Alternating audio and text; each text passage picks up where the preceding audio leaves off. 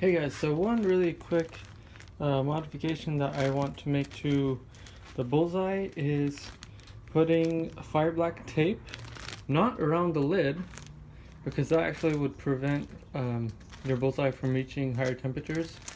That's actually one of the reasons that they put that spacer on that handle there.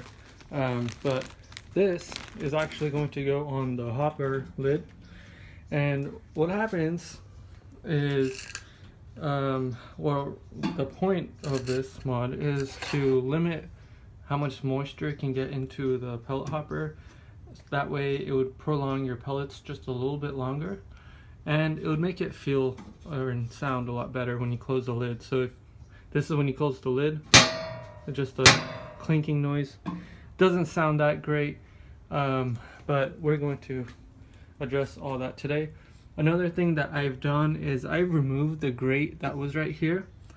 There are 4 Phillips heads, one right there, one right there, one right there, and one right there. Basically I just took it out because that grate was like right here, and it's honestly it's in the way. It's there for safety, so I'm not responsible if you get your finger stuck or anyone else. Do it at your own risk. If you are going to do it, I would suggest maybe put a warning sign somewhere that, you know, tells people not to put their fingers in, just for liability.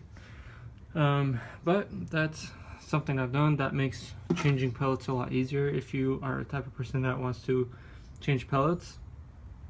I've never really noticed that much of a difference between changing pellets and stuff like that, but some people can, so that's an option for you. And I have the link to this in the description box below, and you can pick one up. This is a 15-foot long one, so you could do quite a bit of this. Like my 700, I've done the lid as well. You should take a look all around on the sides. See, this one has a sticker. I'm surprised the other one doesn't. But look, when you close this, it's just a thud.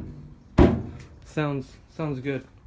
And what it does is basically a gasket, so it prevents moisture from getting into your pellets. And one other thing, if you are going to remove the grate right here, I would put that screws back in the slots, because otherwise you'll have moisture and air coming through from inside and getting into those. So just secure those back on, that way you don't have any leaks. And once this closes and then you latch it, it's like pretty airtight, hopefully. So alright, I'll show you guys what it looks like after it's done.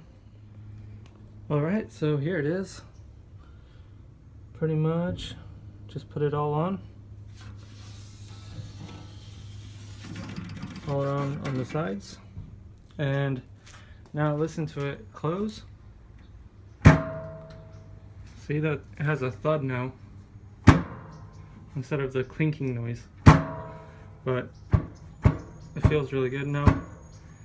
And once you latch it,